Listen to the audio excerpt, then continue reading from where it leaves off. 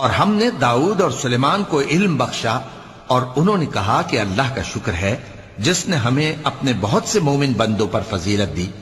اور سلیمان داؤد کے قائم مقام ہوئے اور کہنے لگے کہ لوگوں، ہمیں اللہ کی طرف سے پرندوں کی بولی سکھائی گئی ہے اور ہر چیز عنایت فرمائی گئی ہے، بے شک یہ اس کا خاص فضل ہے۔ اور سلیمان کے لیے جنوں اور انسانوں اور پرندوں کے لشکر جمع کیے گئے اور پھر ان کی جماعتیں بنائی گئیں، یہاں تک کہ جب چیونٹیوں کے میدان میں پہنچے تو ایک چیونٹی نے کہا کہ چیونٹیوں، اپنے اپنے بلوں میں داخل ہو جاؤ، ایسا نہ ہو کہ سلیمان اور اس کے لشکر تم کو کچل ڈالیں اور ان کو خبر بھی نہ ہو۔